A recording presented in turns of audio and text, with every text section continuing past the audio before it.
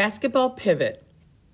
Kevin Gates was the most popular kid at Carver Middle School. Every seventh grader knew Kevin. He was smart, talented on the basketball court, and very funny. There was one problem. Kevin could be mean, and no one ever tried to stop him.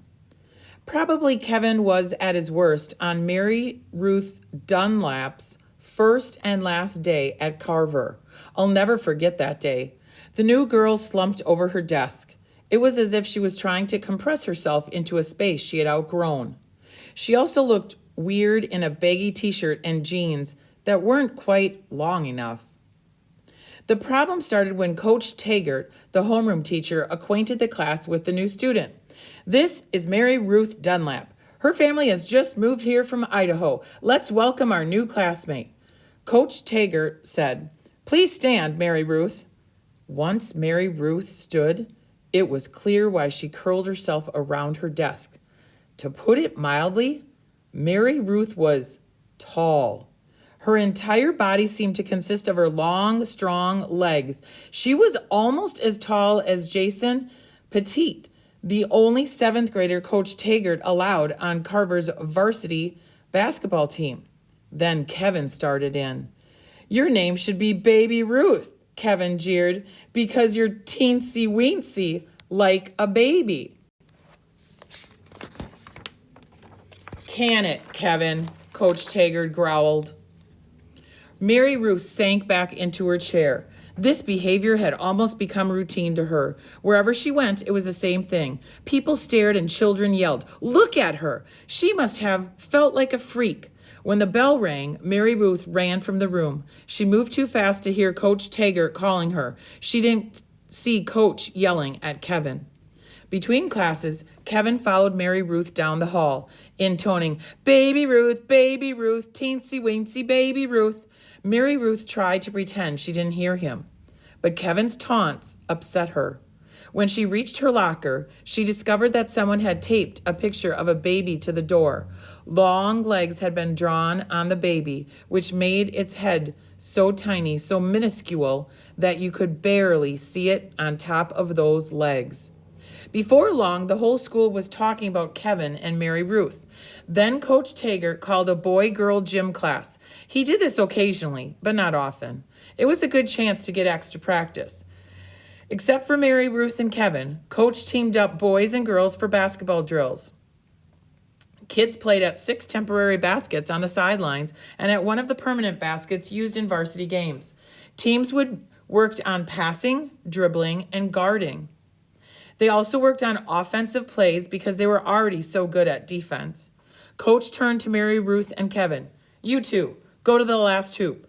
Kevin strutted toward the basket as if he were a basketball star. Halfway there, he lobbed the ball to Mary Ruth. She caught it easily. Coach Taggart smiled. "Around the world is a good game for 2 players. It'll show me if you can shoot," he said. Coach pointed out 5 spots in a half circle around the basket. "If you make a basket, you move to the next spot. You keep shooting until you miss," Coach said. "When you miss, you have a choice. You can stay in your spot and let the other player shoot, or you can say risk. If you risk, you shoot again. If you make the risk basket, then you move to the next spot. If you miss, you go home, back to spot 1. The winner is the first shooter to move through all 10 spots. That's 5 going out and 5 coming back. I expect exemplary behavior, Kevin, not the kind I've been seeing from you lately." Ladies first," Kevin said to Mary Ruth as he looked around to see if any of his friends had caught his joke. Coach Taggart was at his side in an instant.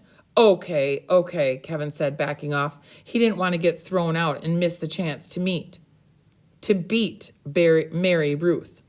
Maybe it was the way Mary Ruth played that silenced Kevin. His insults stopped temporarily. She made the side shot while Kevin missed them.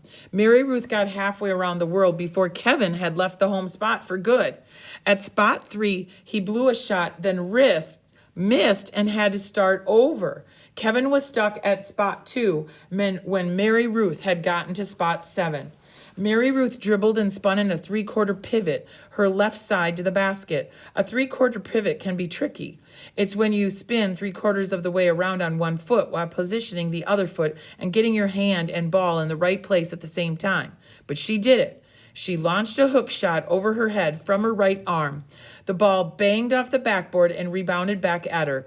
Kevin laughed nervously. "Risk," Mary Ruth said. She stood very still for a minute and then fired a jump shot. The ball tipped into the basket from the rim. Mary Ruth missed her shot at spot 8. She passed the ball to Kevin. Kevin landed basket from 2 spots near the center of the half circle. Once he got to spot 5 on the far side of the basket, Kevin got in trouble again. He stalled at spot 5 where Mary Ruth had landed basket 8, 9, and 10.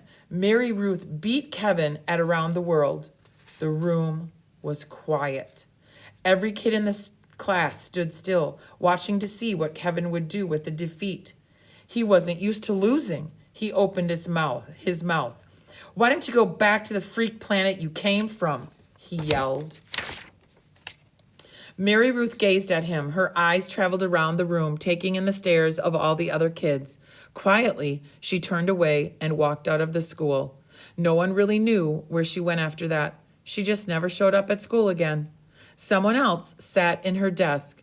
Kevin was never quite as popular after that. But 15 years later, she's easy to find.